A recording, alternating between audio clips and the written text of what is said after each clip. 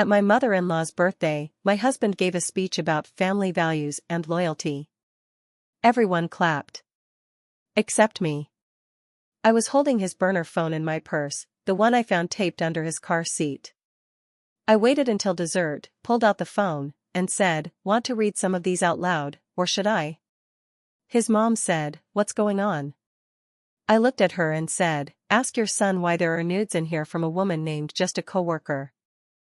We'd been at the restaurant for about an hour before he gave the speech. I sat through it all: salads, wine, laughter, photos. The place was called Biaggi's, near the Keystone Mall in Indianapolis. It wasn't the kind of place you go often, but it was where she wanted to celebrate. She loved pretending we were a perfect family, and Matt played right into it. There were 15 of us packed around 2 pushed-together tables. His brothers, their wives, kids, even one cousin who flew in from Denver. And me. The loyal wife. The quiet one.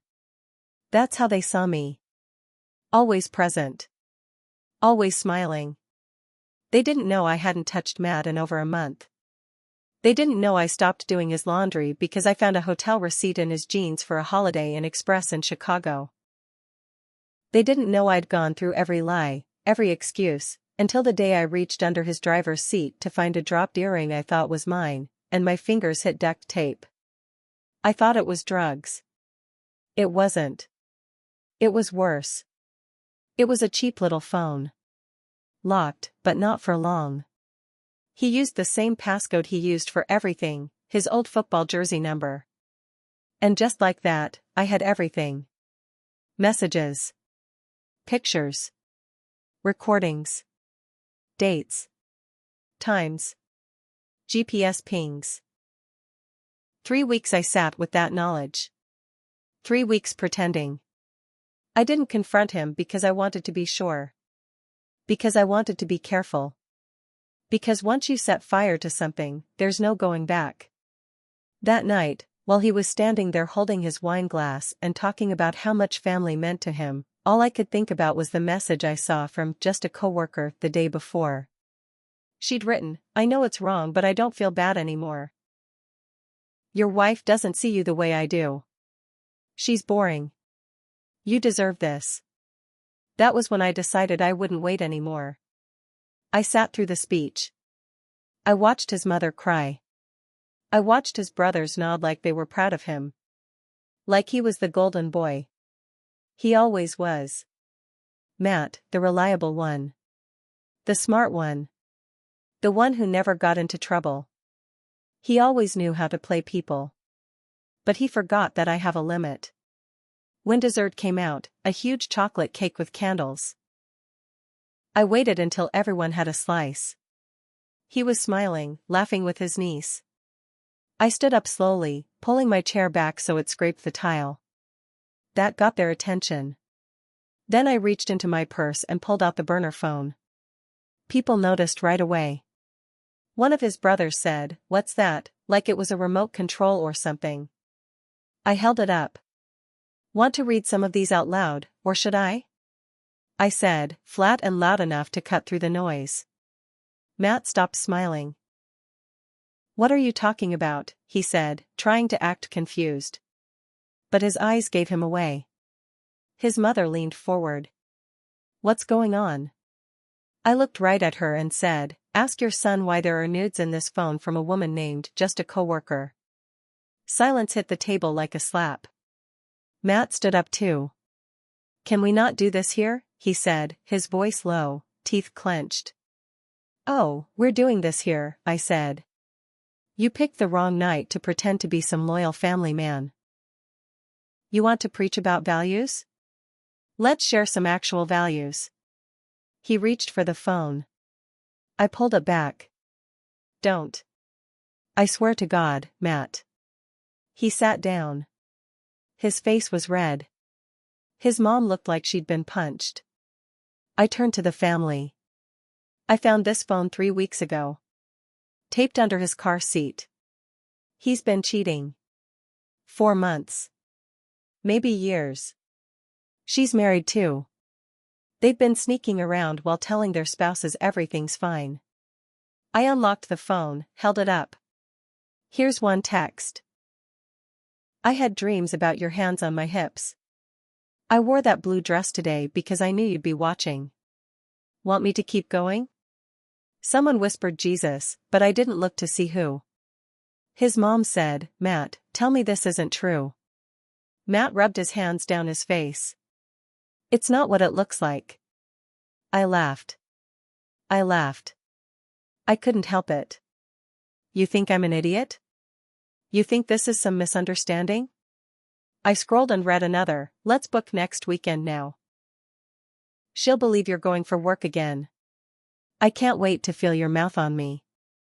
I looked back at his mother. Still proud of your son? She looked away. His younger brother said, what the hell, Matt? I didn't cry. I wasn't going to give him that. I was too far past crying. I was humiliated, angry, disgusted. But I wasn't broken. I hope she was worth it, I said. He stood up again. Let's talk outside. No, I said. You don't get to control this. Not anymore. Then I walked out of the restaurant. And I took the phone with me. I didn't go home that night. I drove to a Motel 6 off I-465 and paid in cash. I wasn't afraid of him, but I didn't want to see him. I didn't want to give him the chance to twist the story, cry, beg, or lie to my face like he always did when he got caught in something smaller. This wasn't small. This was the life we built. The next morning, he called 5 times. I didn't answer. He left voicemails, one after the other. First one, can we talk? Second, I didn't mean for this to happen.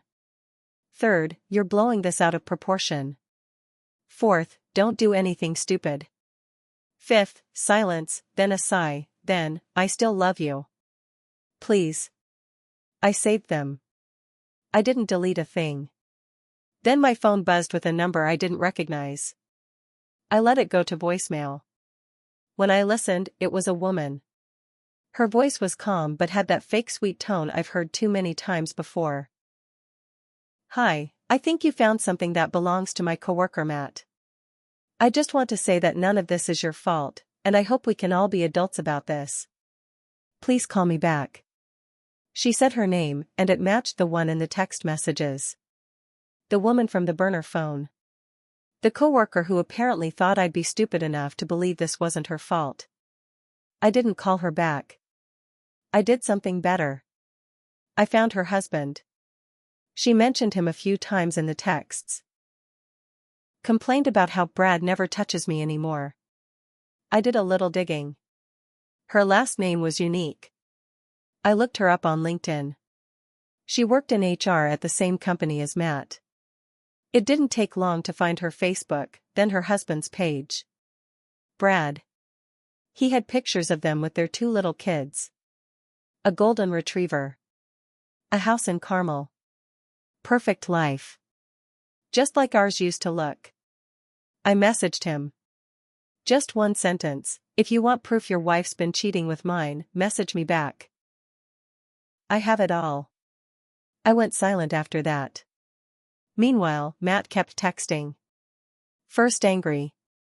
Then desperate. Then angry again.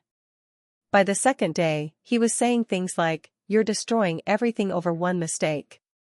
Do you want to ruin both our lives? Don't drag her into this, she's got kids. That one made me laugh. He was worried about her kids now? Not me. Not the house we bought together. Not the 10 years I gave him. He'd destroyed all of that already. On the 3rd day, Brad messaged me back. He said, I had a feeling. Please tell me everything. I sent him screenshots. Texts. Photos. I didn't hold back. He didn't reply right away. Then 2 hours later, he did. Thank you. This isn't the first time. I just didn't have proof before. So it wasn't just Matt. She had a pattern. Matt was just the newest fool in her rotation. Or maybe they were both fools. Or predators. Or maybe just broken people who liked destroying things behind closed doors and pretending to be saints at family dinners. Either way, Brad said he was going to file. Said he'd already kicked her out. Said she'd confessed. I didn't feel good. But I felt less alone. That night, Matt showed up at the motel. He knocked on the door. I watched him through the peephole. He looked like hell. Messy hair. Same clothes he wore the day before. I let him knock for 10 minutes before I opened the door a crack. I just want to talk, he said. I let him talk. But I didn't let him in. He stood there in the hallway, begging, swearing he made a mistake, saying he'd end things with her, that we could go to therapy. I said nothing. Then he said the words that finally broke me, I didn't think you'd find it. Not, I'm sorry. Not, I regret it. Not, I never meant to hurt you. Just, that. That he didn't think I'd catch him. I slammed the door in his face. The next morning, I met with a lawyer. The lawyer was a woman named Shelley. Mid-40s. No small talk. No fake sympathy. Just straight to business. She listened to everything I said, didn't blink once when I showed her the burner phone, the messages, the hotel bookings. When I was done, she leaned back in her chair and said, "You have more leverage than you think." That's all I needed to hear. I didn't want just a clean break. I wanted it to hurt. I wanted him to know that you don't betray someone like that and walk away with your shirts folded and your hands clean. Shelley asked if I was sure I wanted to move forward. Yes, I said. And I want to be smart about it. She gave me a plan.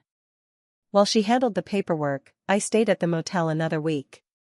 I went back to the house only once, when I knew he'd be at work. I packed what I needed, clothes, my journals, some photos of my mom who passed, and my dog, Max. I took Max because he was mine.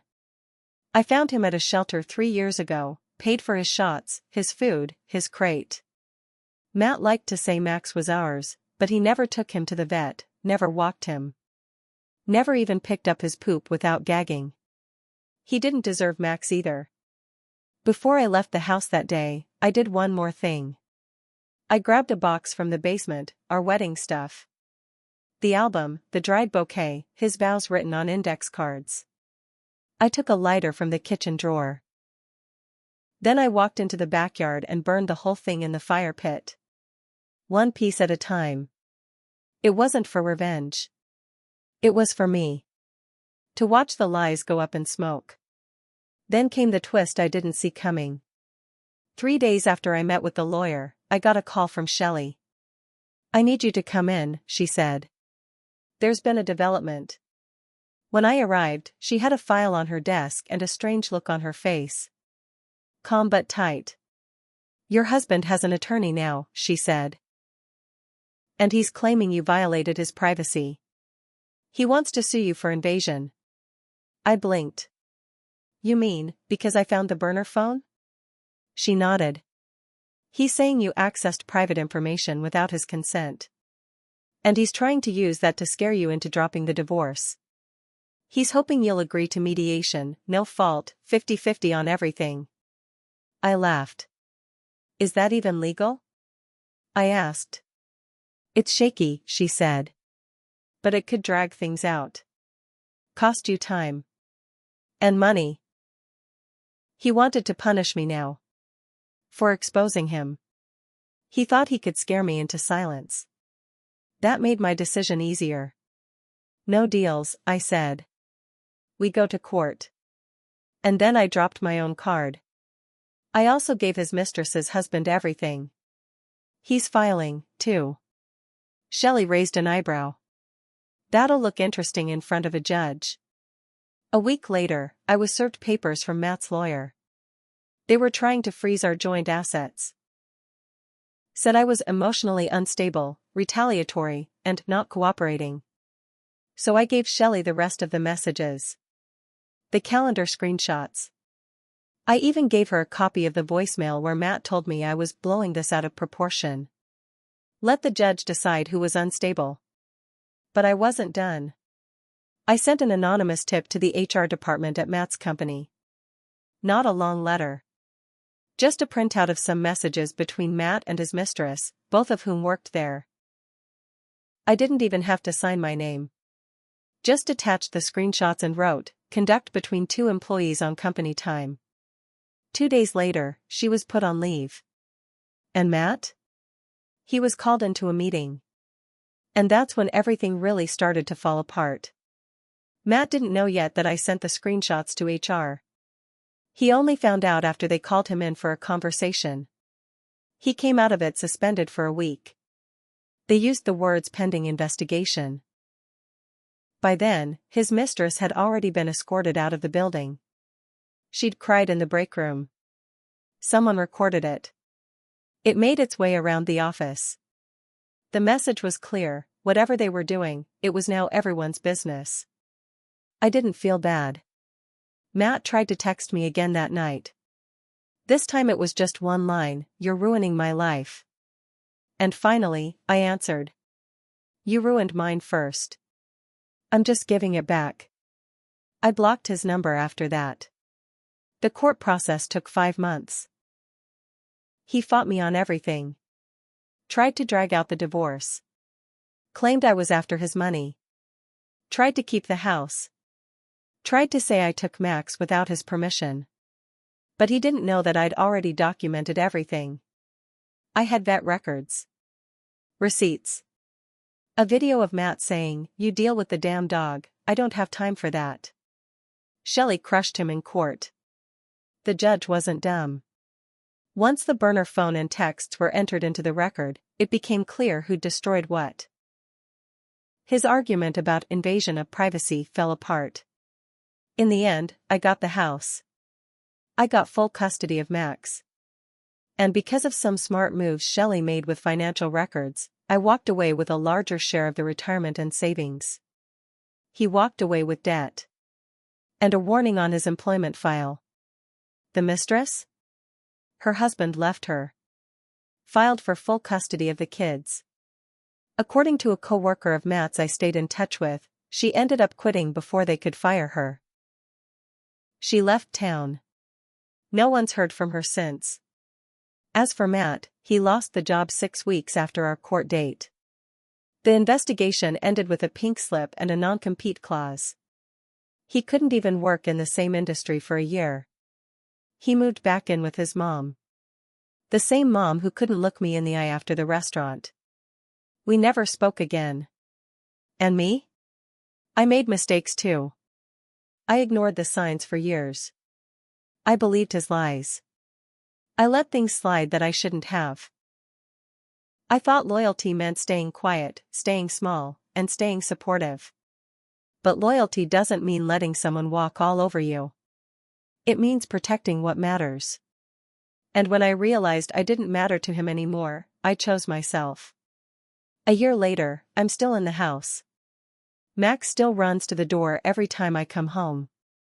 I painted the living room, sold the bed we shared, and replaced the framed wedding photo with a picture of me and Max on the hiking trail last fall. Just us. Happy. Free. Sometimes revenge doesn't come with fireworks. Sometimes it's just peace. And silence. And knowing you didn't stay small for someone who only saw you as background noise. He tried to ruin me. But in the end, he taught me exactly how to burn it all down, and walk away stronger.